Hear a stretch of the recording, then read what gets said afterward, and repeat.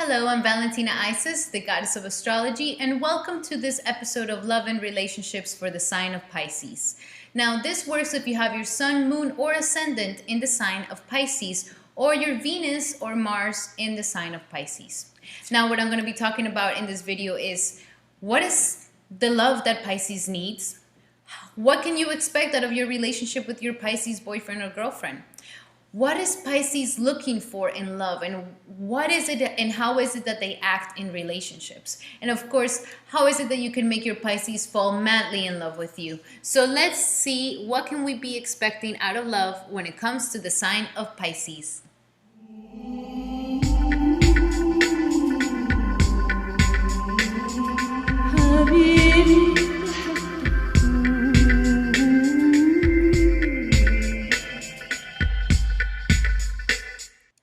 Okay, so first we're going to start with some traits, typical traits of the Pisces energy. And Pisces is a very mysterious energy.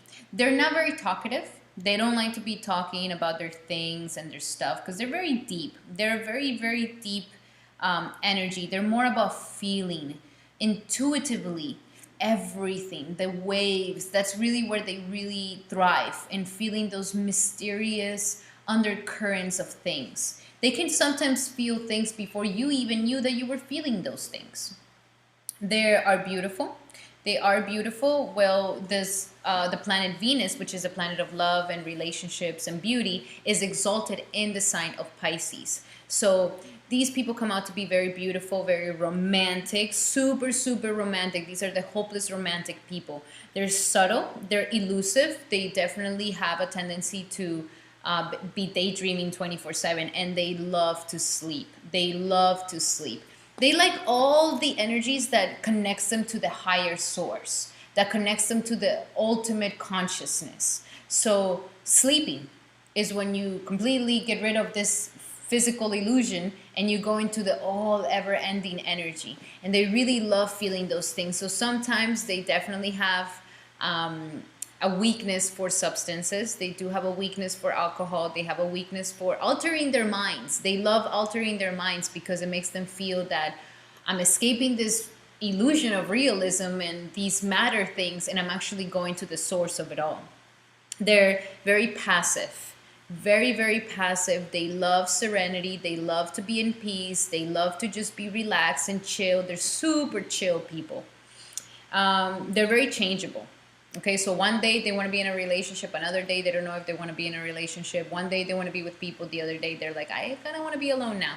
So they're very mutable. They change a lot, and they change a lot according to the energies of others. Okay, so I sometimes see Pisces being a mirror, very, very much like a mirror. So they're not the type of people to be putting their energy out there. They're more of like, I'm going to wait to see what am I dealing with, and then I'm going to give that back to people. So they're very dependable on other people's energies, and they're kind of like a psychic sponge. They can feel too much.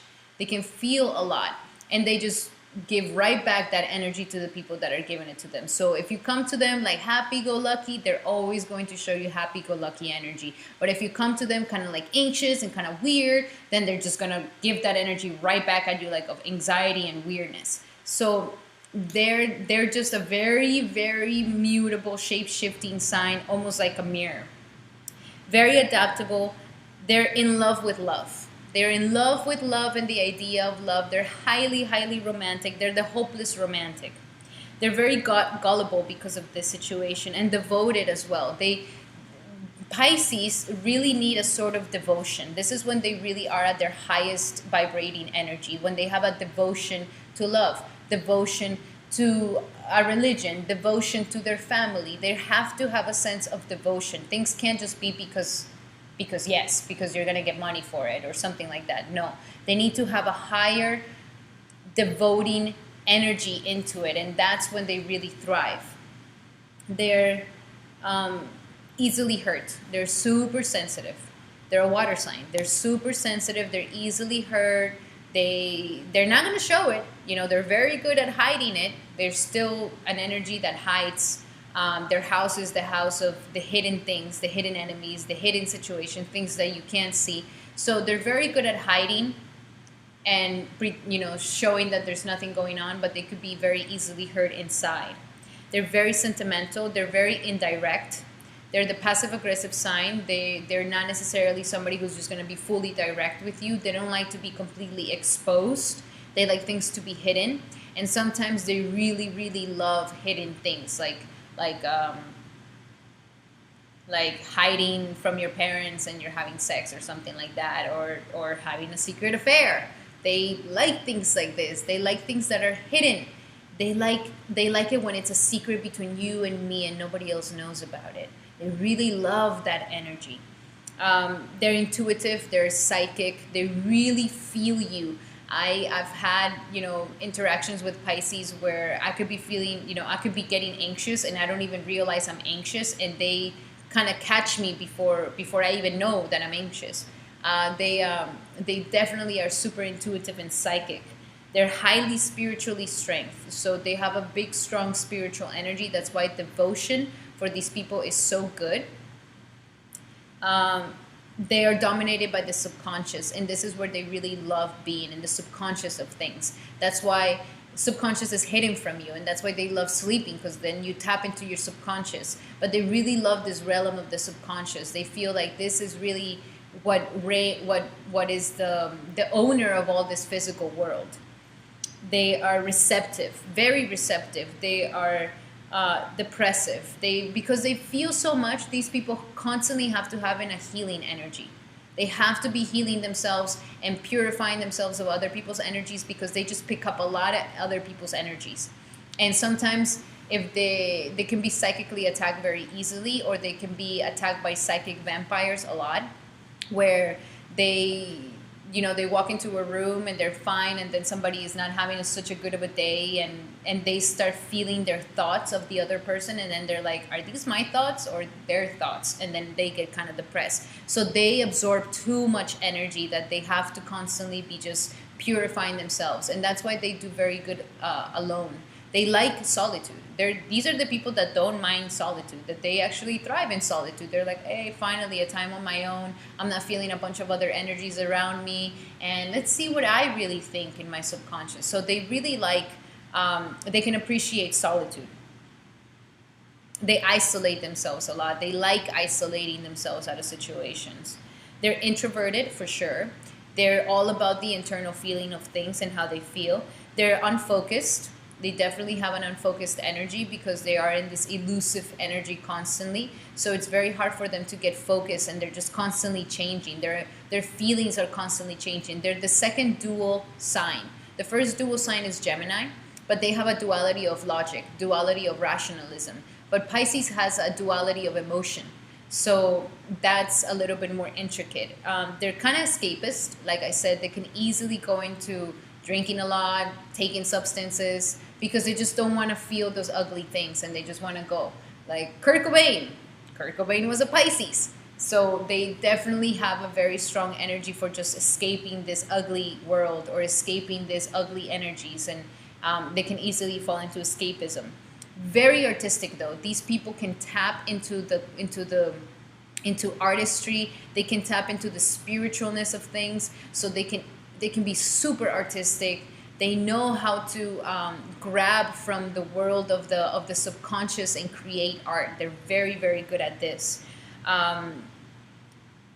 So they have a little bit of a low energy, so they can be addicted to uppers. They love a good coffee, like something that gets you hyped up, that starts like, I'm awake, I'm awake, I'm awake. They can like that feeling, because they naturally are so chill, so relaxed, that having a little pick me up, they really like those things. They can have a little bit of a low self-esteem and self-denigration, because it's hard for them to see themselves, because they just feel so many things and so many energies get stuck to them, that they're like, okay, well, are these my thoughts, or are these somebody else's thoughts? Did I learn this from somebody else, or is this really me? So they have a really hard time really seeing themselves. Their main planet that rules them is Neptune. So Neptune is the one that is that very artistic, spiritual energy, but it's also the one that shows you that you're connected to it all, that you're just this drop in this giant ocean, So there's an energy of losing who they are. Like there's not that big of definition of like, this is me. They don't have that big of definition in them. They're the complete opposite of Aries. They're in the whole other side of the spectrum. Aries is the, I know who I am. This is me, Aries. And Pisces is like, I'm all. I'm nothing. I'm all of it. They kind of have that energy about it. They procrastinate. They do procrastinate a lot because they're kind of escapist. They don't necessarily like to be in ugly feelings. So that's why they do good with anything more artistic, because artistry is like you're feeling through it, and you can put your feelings in it, and it just kind of like develops into something. But something that requires a lot of hard work and not necessarily imaginative energy, they kind of procrastinate these things. Very compassionate. They're one of the most compassionate energies out of the whole zodiac. They are so empathy. They have so much empathy because they can feel everything that they can't escape it. They can't escape the pain of other people. They can't escape the suffering of other people. They cannot escape this energy. So they really kind of have an affinity for the underdog. They have a big affinity for the outcasts of society. They like to know what's going on. They like to live vicariously through them. Jesus is the energy of Pisces, is the fish, is the double fish, is the feet. When they clean his feet, is Pisces rules the feet. And Jesus will hang out with the whores and the prostitutes and the gamblers and the ones who were outcasted from society. And he can still see beauty in all these people. This is the typical Piscean energy, where you don't have to have a status. You don't have to have any of these things. I love you for who you are. Deeply, they can really do this. And with a Pisces person, you will feel that even if you're the most insecure person and you feel that you're the most unworthy person in the world and that who's ever going to love me, believe me, a Pisces will love you and genuinely will love you immensely. Very nurturing, very, very nurturing. So in relationships, Pisces are very interesting. You know, they really believe in the ideal mate, and they really believe in love. Remember, Venus is exalted in this sign. So it's the ultimate energy where they really feel like, oh, love is real. And this story of, you know, the princess is going to be saved by the prince and they're going to happily live ever after. They truly believe this. They truly, truly believe that they're going to once find their ideal mate, and they can daydream about their ideal mate forever. Forever. They just start daydreaming, oh, she's like this, and like he's like that, and they're perfect, and da-da-da-da. And they can go through kissing many frogs in their life, looking for this perfect prince, and they get very close to it. They really do. They get very close to finding their true love. They really do.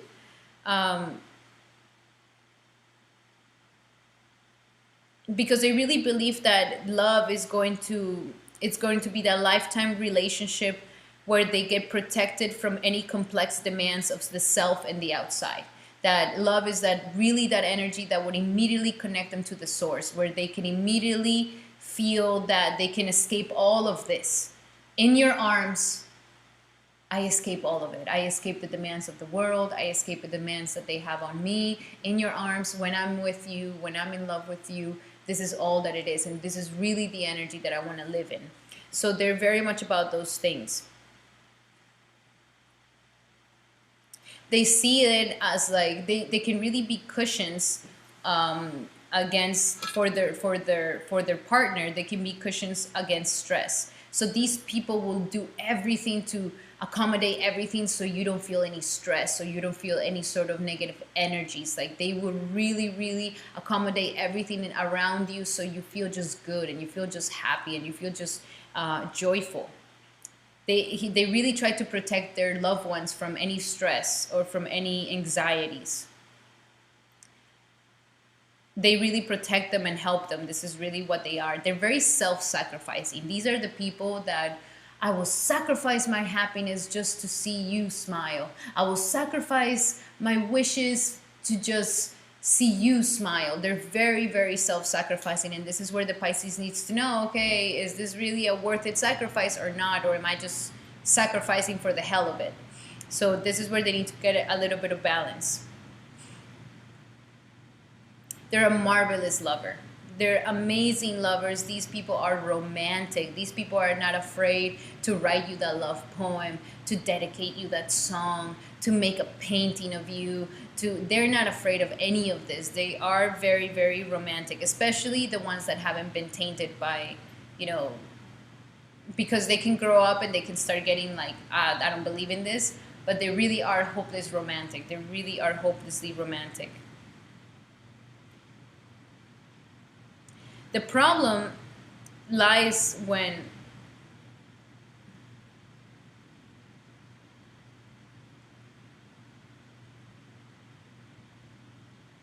is that they sometimes feel like they're not worth the love.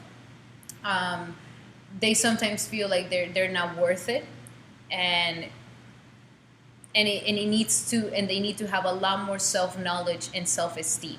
So this is again the little bit of the Achilles heel of the Pisces is self-knowledge. They just really wait and to see how they can interact with other people's knowledge, with other people's energies. They don't necessarily come and say, this is, I'm happy today. I don't care if you're angry, I'm happy, period. They don't really have that energy. They just kind of ping pong whatever energy is around them.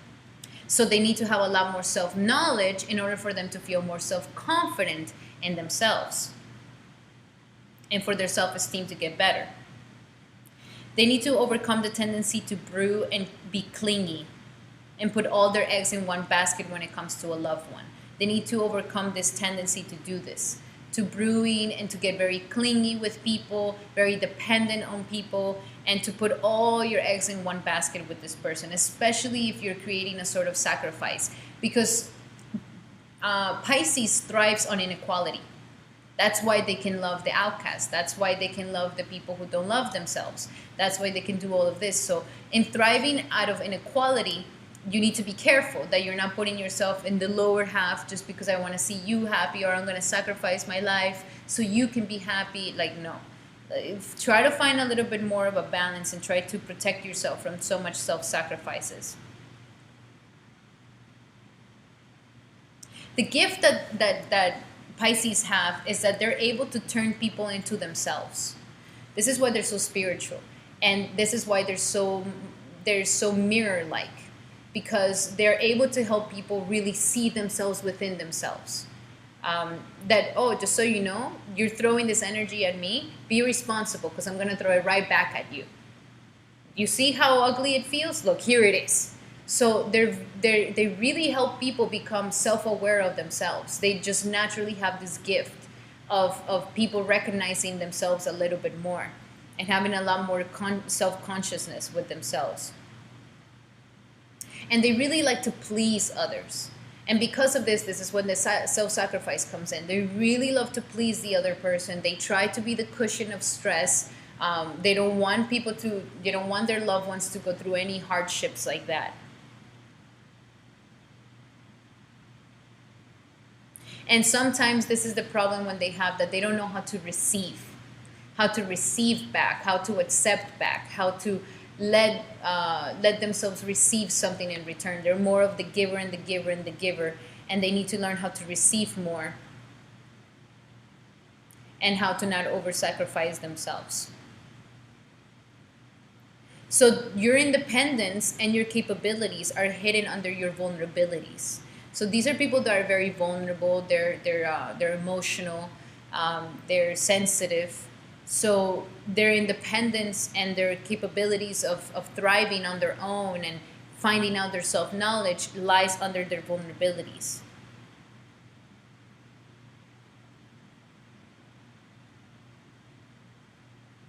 They have a strong need to magnify their moodiness. They could be very moody, and they really fear rejection. So because they fear rejection, their tactic is to wait to be hunted. They wait to be possessed. They don't go and possess somebody and try to get the person. They don't. They just try to lure them to them. They don't overextend themselves. They just wait, and if you really like me, you'll just come naturally to me. And once you come to me, I'm always going to accept you. I'm always going to say, yes, of course, I love you back. So these people, the girls and the guys, They're not people to be pouncing on people. They're not people to do that. Like, they like to be possessed. They like to be chased. They like for the person to come to them, so they don't go through the whole thing of like, am I going to be rejected or am I not going to be rejected? They can't deal with that.